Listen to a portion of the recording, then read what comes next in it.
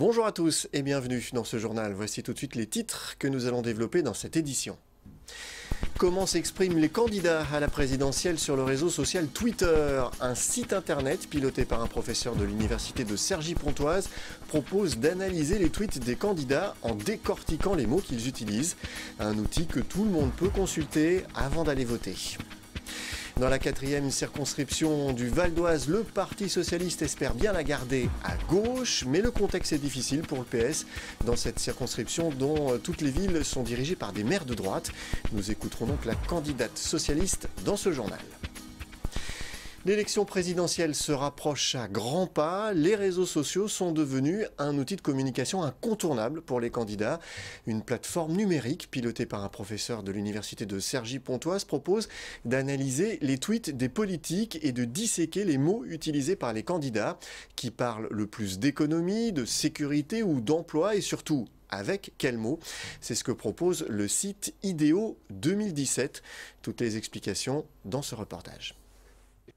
Que se cache-t-il derrière les tweets des candidats à la présidentielle?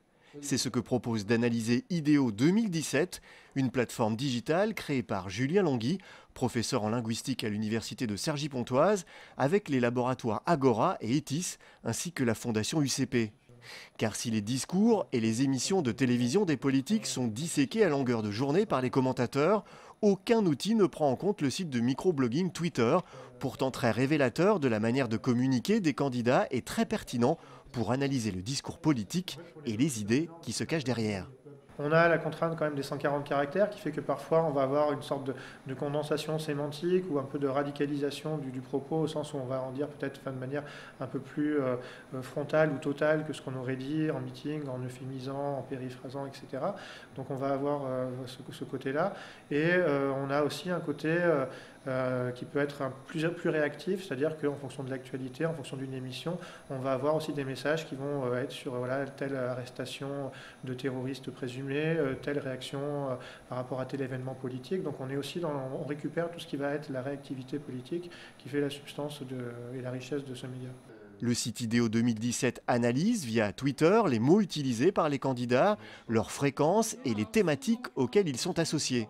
Si on regarde sur le compte de Marine Le Pen, on va voir que les termes France et français et pays, par exemple, ressortent beaucoup.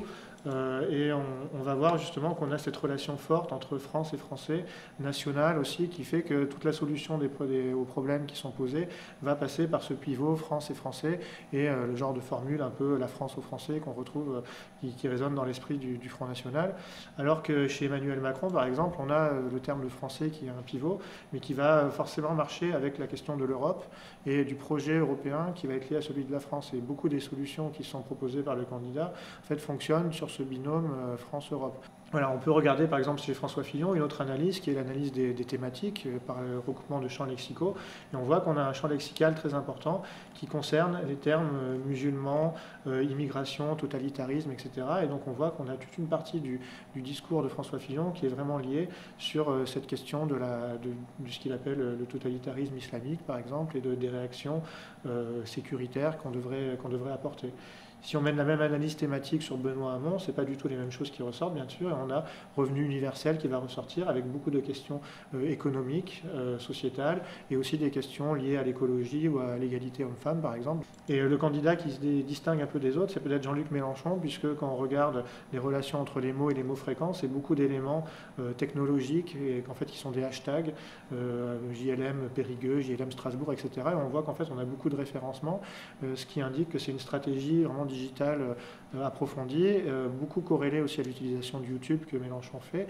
Et donc on a comme ça un travail dans la sphère numérique qui est très très approfondi. Sur la plateforme, on peut effectuer une recherche par candidat, par mots-clés ou par thématique.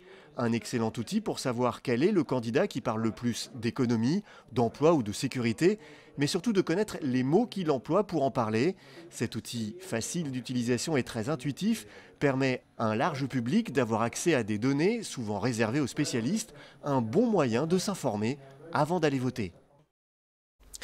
En bref, maintenant, les anti-Europa City écrivent aux candidats à la présidentielle. Plusieurs associations et collectifs de commerçants dénoncent le projet Europa City. Ils réclament ainsi un engagement des politiques pour suspendre Europa City et mettre en place une gouvernance claire et sans ambiguïté. Tous fustigent l'impact du futur complexe de commerce et de loisirs du triangle de Gonesse sur l'économie locale, estimant qu'il risque de détruire les commerces alentours, créant des déserts urbains. Enfin, les anti-Europa City pointe les ambitions du groupe Imochan, accusé de spéculation foncière.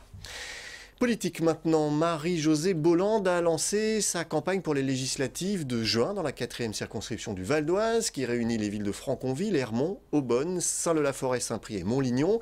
La candidate socialiste souhaite défendre les idées de Benoît Hamon au-delà de la présidentielle et espère bien garder la circonscription à gauche. Alors que 4 candidats de droite se sont déjà déclarés, la socialiste croit en ses chances dans cette circonscription dont toutes les villes sont gérées par des maires de droite. On l'écoute au micro de VOTV. Les villes sont à droite, mais les votes aux élections, qu'elles soient nationales ou autres, ne sont pas si systématiquement à droite. Donc en fait, j'allais dire, pourquoi pas, c'est ouvert. On a eu dans le passé des députés de gauche. Moi-même, j'ai été élue à Aubonne. Alors bien sûr, ça a été un petit peu une surprise, mais on a été réélu pour un 2e mandat. Donc en fait, voilà, il n'y a pas de fatalité, il n'y a pas de ville et de circonscription à droite, etc.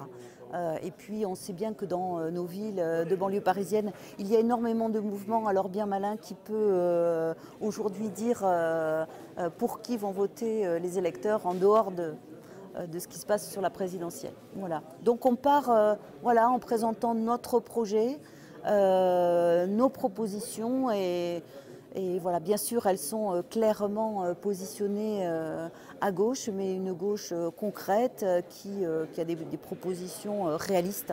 Et voilà, je pense qu'elles peuvent rencontrer peut-être plus largement que les socialistes aussi.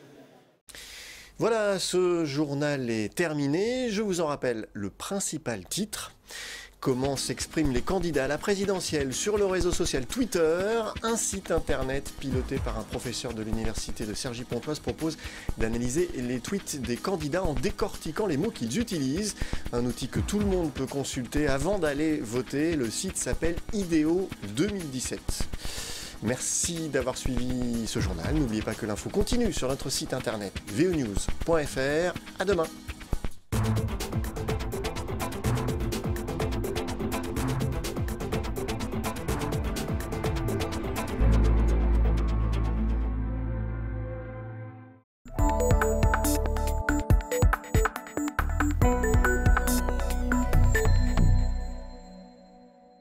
Voici la nouvelle chaussure de sport à la mode.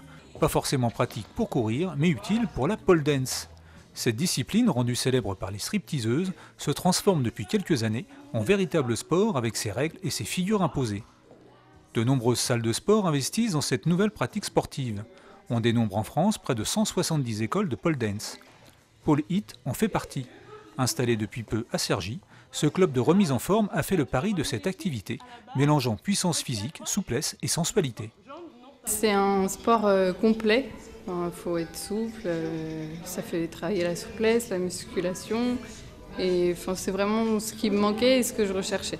Puis c'est aussi la danse, l'élégance, donc c'est complet. C'est super joli, puis ça sculpte bien le corps. Bon, pour l'instant, pas trop, mais ça va venir. Et à la base, moi, c'est plus pour le sport, quand même. Mais c'est sûr que si ça peut entraîner le côté sexy, pourquoi pas. Ce nouveau centre de remise en forme ne fait pas que de la pole dance.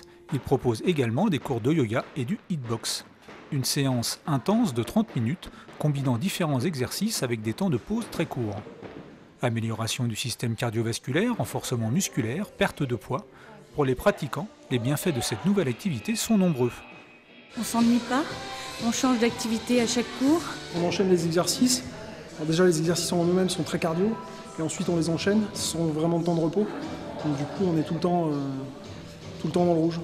Ça permet de bien se défouler sur une période très courte. Donc quand on n'a pas beaucoup de temps pour s'entraîner, c'est intéressant.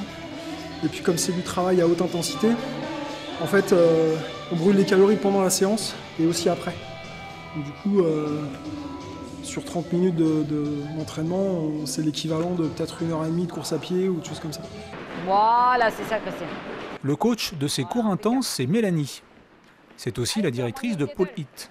Prof de sport depuis des années, elle cherchait une alternative aux cours surchargés des salles de sport classiques. Pour ces cours de hitbox, le nombre de participants est volontairement limité pour permettre un meilleur coaching individuel. Je me suis aperçue que donner des cours avec plein de monde, c'est super, mais au niveau du coaching, ça manque beaucoup de consignes de sécurité et de placement. Au fur et à mesure de ma carrière, j'ai été amenée à faire du personal training, donc de l'entraînement en individuel, voire en petit groupe de 2 personnes, et je me suis aperçue que les résultats étaient plus adéquates et complètement dans ce que cherchaient les gens en fait. Pole dance ou hitbox, ces nouvelles pratiques sportives attirent de plus en plus d'adeptes. Pole Hit, comme la plupart des salles de sport, propose des séances d'essai à des tarifs préférentiels. Il ne vous reste plus qu'à franchir la porte et vous faire plaisir.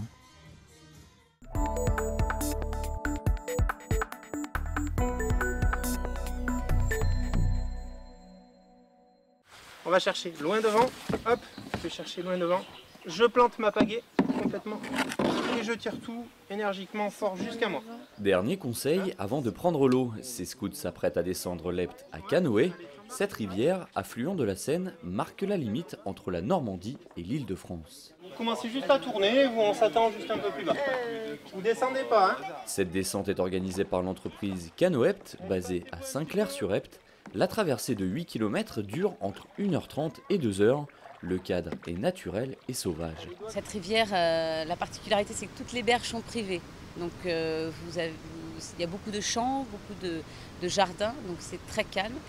Et les zones sont classées Natura 2000. Donc c'est une charte européenne qui consiste à conserver et préserver les espaces animaux et végétales.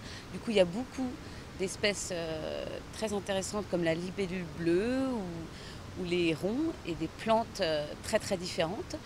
Donc ce calme et cette richesse de surprise sur cette rivière, donc petite, étroite, mais il y a des petits virages bien rapides, des petites chutes qui ressembleraient à l'Ardèche. Donc c'est un moment soit 1h30, soit 2h, soit les 2 parcours sur la journée. À coups de pagaie, les paysages défilent. La balade est plutôt calme, mais attention aux petits pièges. Freinez un peu le bateau, freinez le bateau.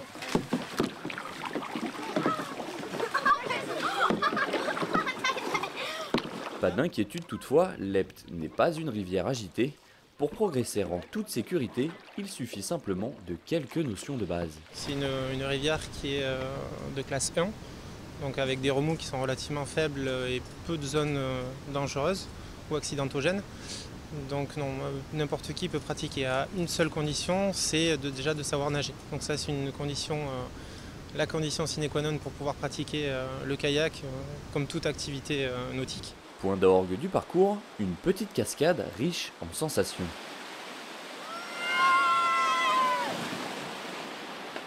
La balade est accessible dès 7 ans accompagnée d'un adulte. Un deuxième parcours plus complexe et plus long est également proposé pour les plus aguerris. Canoepte est ouvert toute l'année, un bon moyen de découvrir la nature entre Val d'Oise et Normandie.